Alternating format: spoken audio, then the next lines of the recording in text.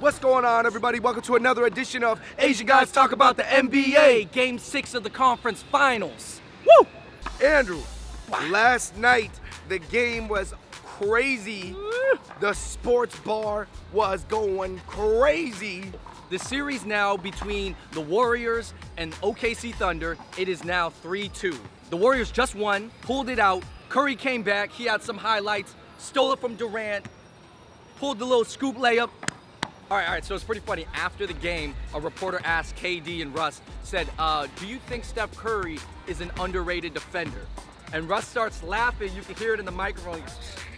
And then KD says, but then he goes on to say, Steph Curry is a good defender, but he does not guard the best point guards. Because most of the game, he does not guard Russell Westbrook. I will say that KD was in a tough position because Steph locked him down at the end. Yeah, for a couple plays, he got him. For 2 plays, Steph got KD, so he couldn't laugh like Russ, because Russ can laugh because Russ has been running over Steph the whole series. Right. But remember that one play, so KD tries to drive it on Steph late game, and KD's super long, all right? He's about a 7-footer. Steph picks it. Oh, where'd the ball go? Steph catches it. He runs around. Steven Adams is on him while he's dribbling to hold the ball. Steph Curry gets real cocky, starts pounding his chest, goes, oh. And then he passes it off, gets it back, does a little scoop layup. Crowd goes crazy. We ain't going home. We ain't going home. Hey, Steven, are you coming home for dinner? We ain't going home. Steph Curry played very good defense on Kevin Durant 2 possessions late in the fourth. OKC still extremely impressive. No, man. they still had a chance to win the game. They could have closed out the Warriors, and I'll be honest, the Warriors are not playing at the level they should be, but OKC, they got a better chance than ever. They had a lot of momentum coming in there, winning 2 in a row. Before the game, Mo Spates, Mo Buckets, he tweeted, we're down 3-1, but you've never seen a team go 73-9, and you've never seen a unanimous MVP. We are not done yet. Yo, fact, Andrew, 0-half. I'm saying it right now, Warriors in 7. Okay, we have to take a stance. I posted on Instagram that I was supporting the way that OKC was playing. Now I want to establish that I never said I was a huge Warriors fan. I just assumed the Warriors were going to win and they play great basketball. It's true. And I also doubted the OKC Thunder. I'm not flipping teams because neither of those are my team. And I would say, just for fun, I think OKC in 7. Okay. And I think they could do it. I think you think OKC is going to win in Oracle Arena? To me, if OKC closes this out, it's going to be next game in Game 6. Okay. Because like Steph Curry said, after the whole, we ain't going home. He did say in the post-game conference yesterday that Game 6 is going to be the toughest game they've ever played in their lives. Woo! Why did he say that? Well, because they're coming back from 3-1. And as great as the Warriors are, they haven't been playing that well. And pretty much if they lose, they're out. Okay, what's the big news? Bogut came alive last game. Can he sustain that type of production? If Andre Roberson and Dion Waiters hit a bunch of threes in Game 6, it's going to be tough for the Warriors to win. Now, you do got to give it up to the Warriors coaching staff, though, because they are super smart, and they kind of abandoned small ball a little bit. Because, Warriors are known this whole season, they weren't playing Bogut as much. But this series, they knew they had to play Bogut to match up with Steven Adams and Ibaka. Some people say Klay's the best 2-guard in the league. To me, there's no way he's better than James Harden.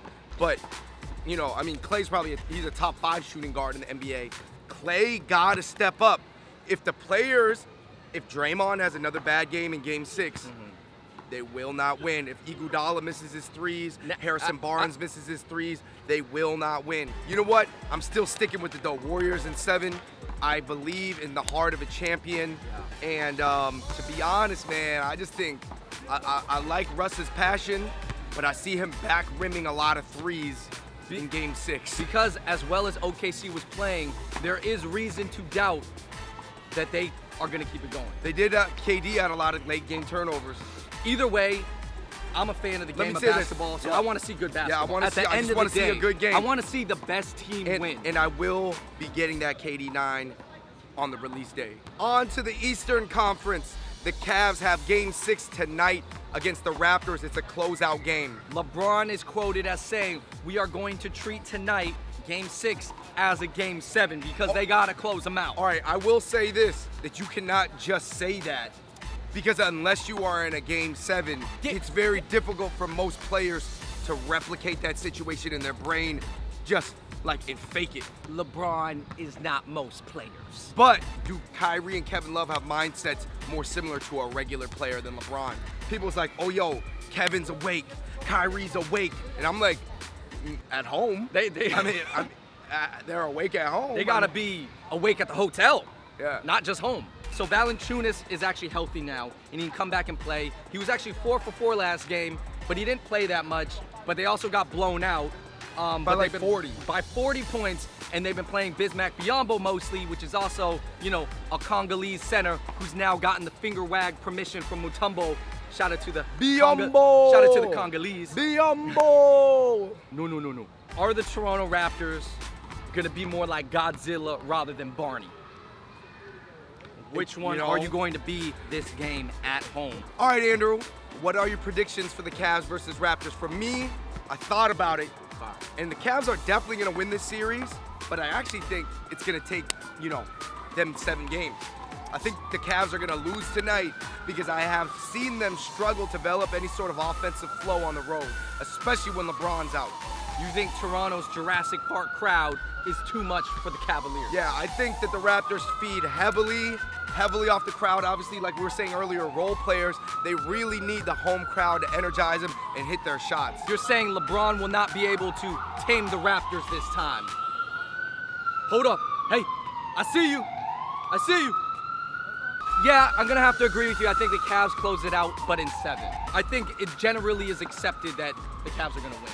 In some off-season news, non-playoff team news, the Washington Wizards are probably going to give Bradley Beal a max contract.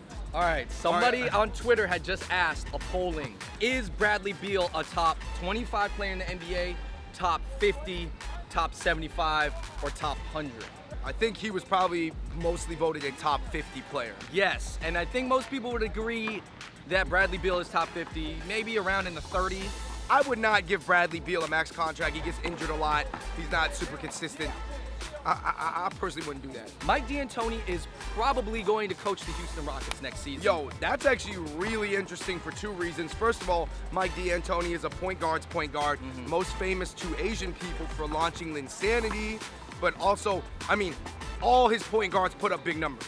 If you are a Mike D'Antoni point guard, you will put up big numbers. Now, what do you think he's going to do with Harden? You think he's going to maximize Harden's speed? Because that's what a lot of people assume. I don't know. Is he going to play like a 2-guard point guard? I don't know. I guess he could. I just don't. I don't see him necessarily winning more than Kevin McHale. It's generally accepted that Dwight Howard's going to leave, so that you're going to be able to make your team a lot faster. And Mike D'Antoni likes to run, so that's going to kind of fit. Also, somebody said that Mike D'Antoni is going to shop for Jeremy Lin because Mike D'Antoni and Jeremy Lin have a good relationship. Now, if you want to put Jeremy Lin and James Harden on the same team again, I don't know. You know what? They made it to the first round of the playoffs with Jeremy Lin as the starting point guard, and guess what happened to the Rockets this year? First round exit. All right, last point. Maybe non-NBA related, maybe semi-NBA related. Sneaker related. I have the Way of Wade 4s on right now. Boom, in the origami pink. Yo, those are the Li Ning Way of Wades. There might be a sneaker review coming soon of international shoe brands. All right, you guys, number 1, let us know who you think is going to win in the conference finals, and what do you think the biggest X factor for your team is going to be? Number 2, what do you think is the biggest NBA non-playoff news? And number 3, who do you think is going to get drafted number 1 in the 2016 NBA draft? I know we really didn't get to cover the NBA draft too much. A lot of people are like, is it going to be Simmons? Is it going to be Ingram? The Lakers got the number 2 pick, so the Lakers getting 1 franchise level player. But then the Sixers got the number 1 pick again. A lot of people are pissed about it. Like, Sixers are like ruining the NBA. Quit ruining people's careers, man. I want to see good basketball. I want to see the best team win. And honestly, I'm a Sonics fan, so I don't have a team anymore. So I just like good basketball. But Game 6, this is going to be crazy today. Watch the game, Cavs versus Toronto, in Toronto. Until next time, we're out. Peace. All right, you guys, yo, thank you so much for watching. We are in New York in the summer. This is my favorite time. I wouldn't want to be anywhere else right now. Check out this video right there, that video right there. Subscribe button below. Check out the brand new shirts. Man, am I wearing this OVO shirt? Does it mean anything? Does that mean I'm supporting the Raptors? You have an OVO shirt on, repping the 6, but then you got the D-Wade Way of Wades, which is repping Miami and China at the same time. I have this Baby Milo shirt and Steph Curry's on. There's a lot of identity crisis going on right now. I don't know. All right, you guys, until next time, we're out. Peace.